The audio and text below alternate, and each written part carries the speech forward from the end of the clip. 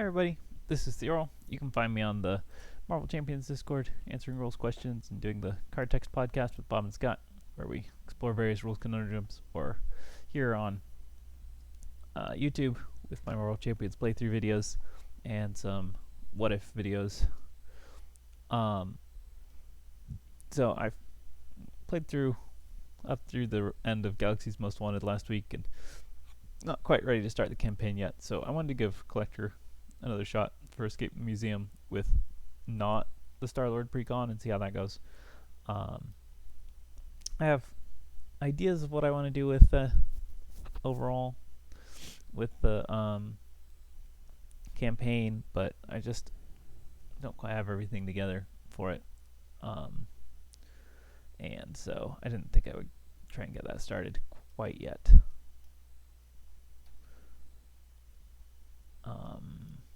So in regards to Ronan last week, I didn't really have a chance to do much of a recap on him.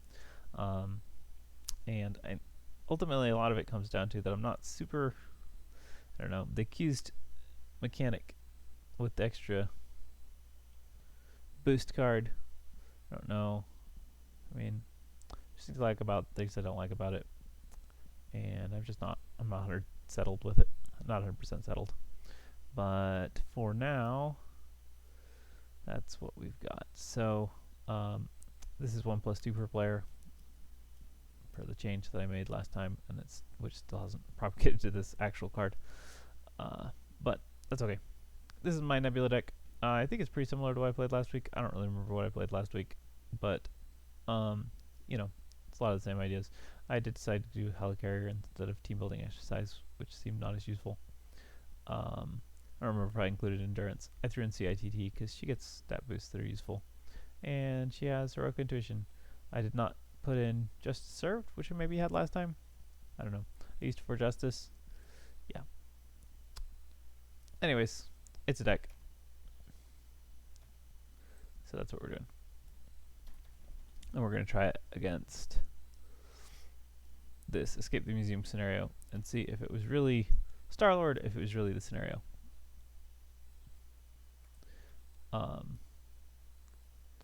I did have alternate stuff here.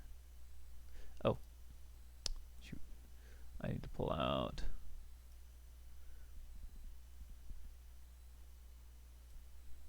all these cards.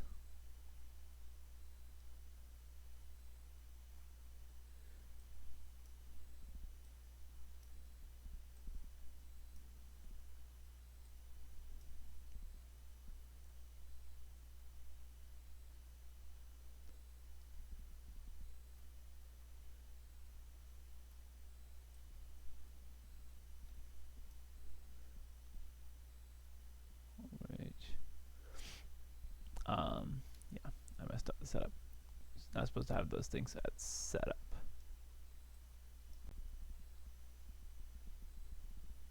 I feel like there should be one more engineer.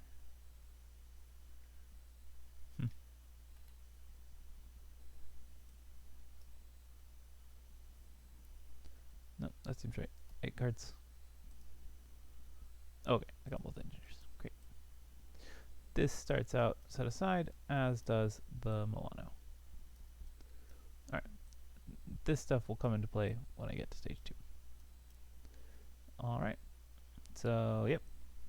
We're all set. Ready to go. Alright, well this is interesting. We have 2 combat readies, which gives a pretty good start. We've got a For Justice.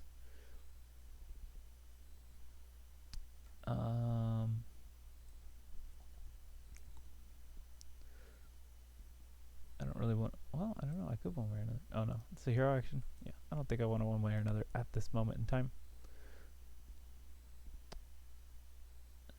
And I can't play For Justice and Combat Readies and CITT, so I think I'm going to, well, maybe I just won't play For Justice then. So let's just discard all 3 of these and see if we can get something. Oh, Sense of Justice. Or Groot. Those are interesting options. Alright. Well, let's see what we get with Combat Ready. Okay, we got evasive maneuvering, which allows us to stun or confuse an enemy. Kind of wish that hadn't been my first one, but I can stun him, I guess. Then he won't activate against me, so that seems good. Right, because I'm discarding cards until I reveal a technique, put it into play, and resolve its special ability. That is how this works.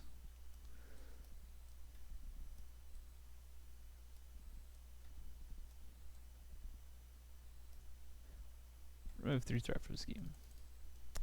See, if those had gone in the opposite order, I would have confused him and probably just stayed alter ego. That's what I was thinking about doing. Now I just have to decide what I want to get into play. Unfortunately, I didn't play those. I put them into play, so I can't do anything with that.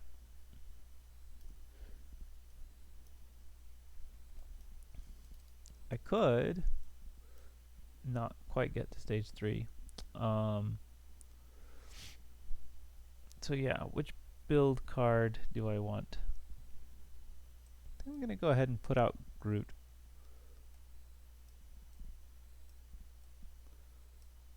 Who's the least permanent build card of the set, but that's okay. He can help with a lot of problems. So close that all the way down to 1. And draw a 5-card hand.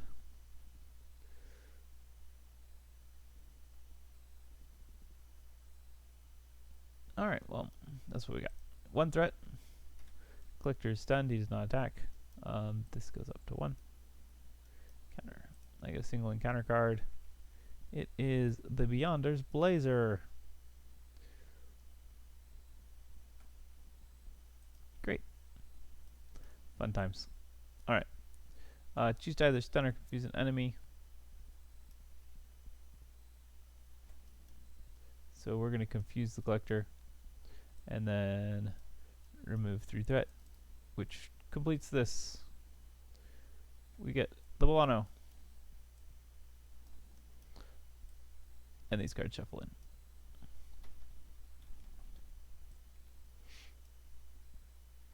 in. And this comes back with 11 threat. All right.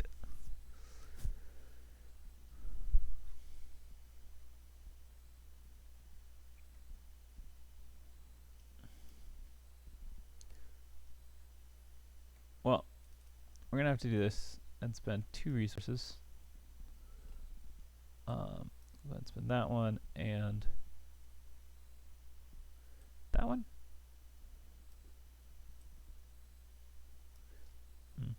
How about those 2?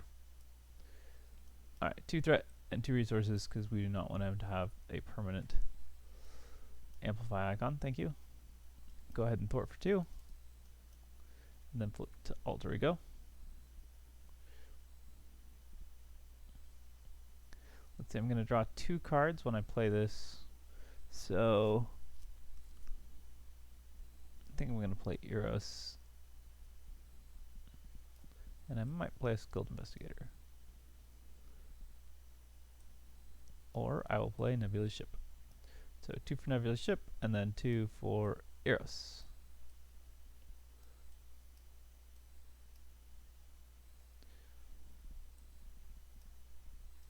And Eros go thwart for 2. And sure, Groot will thwart for 1. Ah. If Groot just thwarts 5 times and then blocks, he's doing a good job.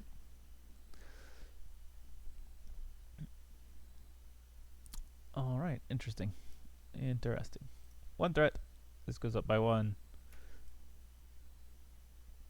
That's crazy. That's never happened before.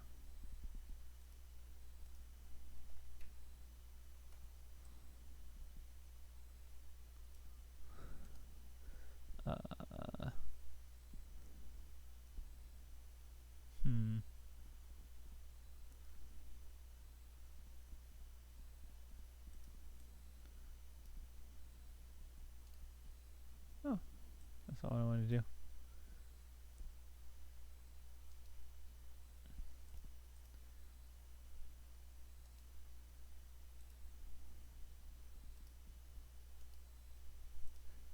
crazy things.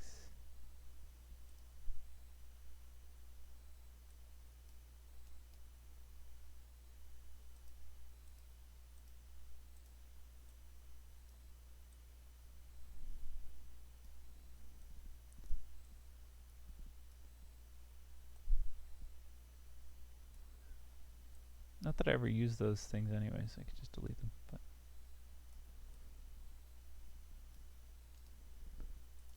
relock that. Relock that one. Alright, I'm not too worried about the buttons. Okay, I do use this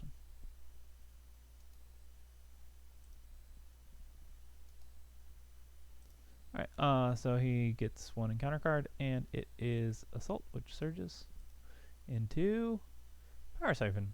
Exhaust mono, spend double energy, discard random card. Yep, let's just exhaust the mono. I was only going to use it as a resource anyways. Okay. Reduce amount of damage by 1, or remove 3 threat from the scheme. Let's go with remove 3 threat from a scheme. Actually, don't use that. Let's use Nebula ship. Alright. Cutthroat Ambition. Remove 3 threat from the scheme. 1, 2, 3. Draw 2 cards. I don't know why I did that. I obviously don't do that immediately.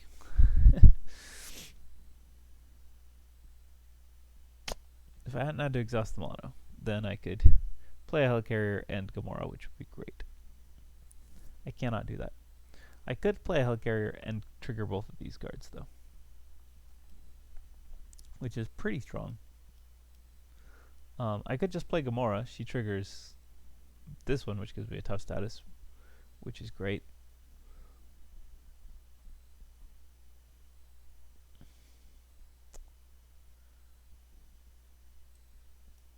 And it leaves me with 2, so I could play Wide Stance, which will do basically nothing because I'm going to have a tough status, so I'm not really interested in that. I could play Think Fast, though, and then he'll be confused, so I like that one. That's what we're going to do. We're going to play Think Fast. We take 1 damage, and Collector is confused. Then we're going to spend 1, 2, 3 resources to play Gamora, and trigger this to give us tough status. Then we're going to thwart for 3, and Gamora is going to thwart for 2.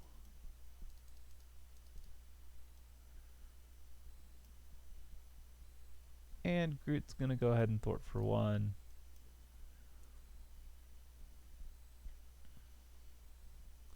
And I think I'm going to hang on to Eros, because I'm about to take some indirect damage. Oh, which is nice. Groot can... Oh, I'm going to take indirect damage first. Darn it. That's fine. I think we're okay. Draw 5 cards. Cool. 1 threat. This goes up by 1. Now I can either exhaust the mono to prevent it, or I can just take 3 indirect damage. Now Groot can take 2, and Eros could take 1. And that seems fine. Okay. Then the Collector attacks me for 3 plus a boost, which is unfortunately a Psionic Ghost.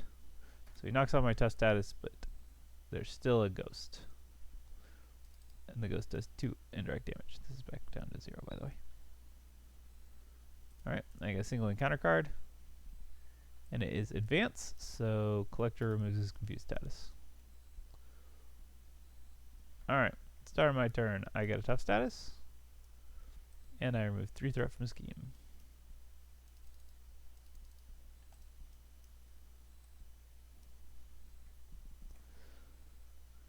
Well, Wide Stance isn't quite the one I want, so I think I'm going to one way or another.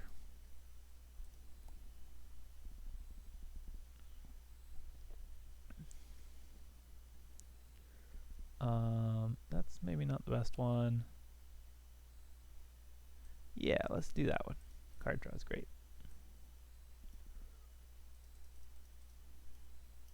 And I draw 3 cards. Alright. So that seems to work decently well. I can clear both these side schemes. question is, I mean, I can clear this side scheme, draw 2 cards, and clear this and advance it. The trick with that is that I'm then going to be in a bit of a rough position in terms of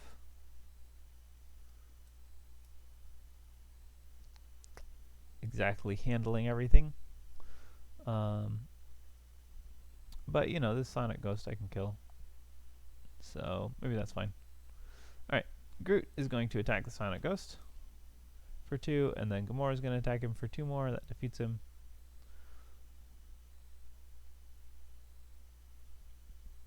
I'm going to spend 2 on Heroic Intuition, and then I'm going to thwart for 3. And then I'll go ahead and play Multitasking, which thwarts this one for 2 and this one for 2.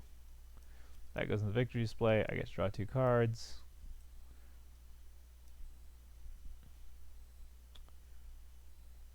We get an acceleration token on the main scheme.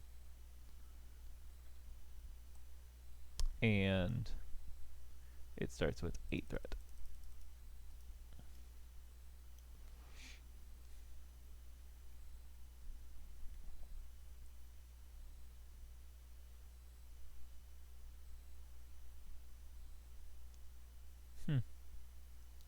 Almost do stuff. It's interesting because I could play Weapons Master for 1 and use that to deal 4 damage to the Collector, and then the Wraith can deal 3 damage. That's 7 damage to the Collector. He's almost dead, but he's not quite dead, so that's unfortunate. He's also not confused, so I can't really flip Alter Ego, but I guess I'm tough, so I don't mind. So the question is, do I play Wide Stance and Weapons Master and trigger them both? Or just play Wraith? And those 2 cards. Yep. I think that's where we're going to go. We're going to play Wraith. We're going to play Multitasking, because I don't want that to have too much threat. It is a bit of a danger. Sure, we'll gain Retaliate 1. That sounds fun.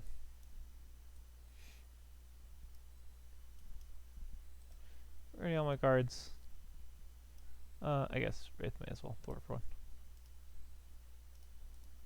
Is he going to get damage when he cancels it? Yeah.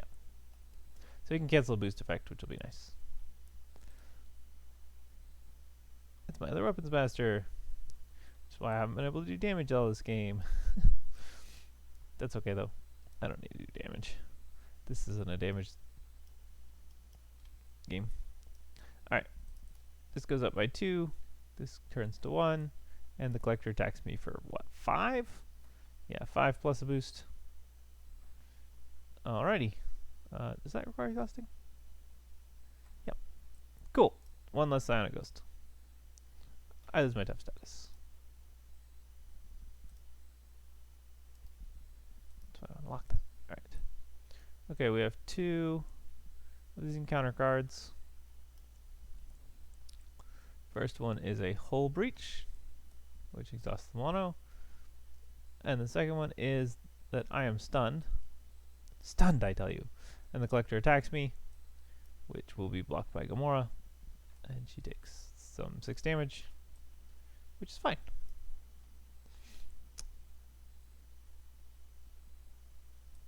Start my turn. 4 damage. 1, 2, 3, 4.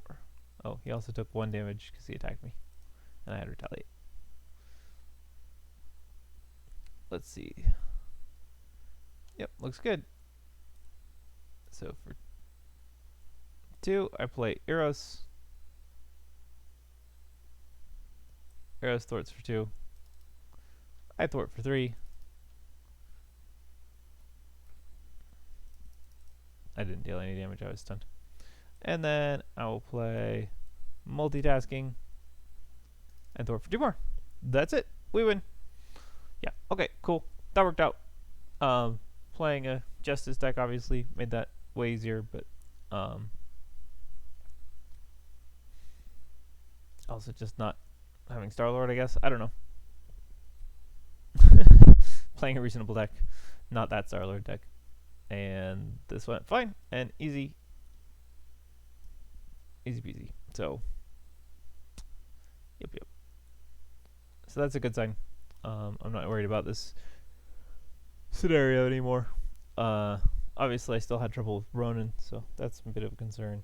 And I have to figure out what to do for all of the market cards. Um, I have a pretty good idea of what characters I would ideally include as kind of mercenaries. The general idea with the market and what I want to do with it is I think it would be interesting if it was a random market. Kind of a, if you ever played Pathfinder adventure card game or heck, I don't know, King of Tokyo, any of those kind of games. I think that having a chunk of cards which you can only purchase certain cards from, and having the option to spend units to get extra cards, could make for some stuff that it makes it so that you don't always want to buy the same cards because they're not available. That means you have to make some more difficult decisions. Having the Milano mods be a little bit more interesting would be nice. Obviously, having allies in there could be good. So that and then equipment. I don't necessarily object to the idea of some of these kind of skills. I know some people are like, how do you buy a sure gamble? But you training or whatever. There's things that you can do to buy skills. That's not an unheard of thing. It's just a question of why that's all you can buy. That seems most odd. Well, Milano mods and then skills for yourself. So yeah, I think just keeping some of the best cards, the best events, and then augmenting it with the ship upgrades, which I want to work slightly differently as kind of ship options, rather than strictly speaking upgrades that you put into play that are better when you control the Milano, which is always, it seems kind of odd to me. That means that they can be a little bit cheaper, maybe a little bit better,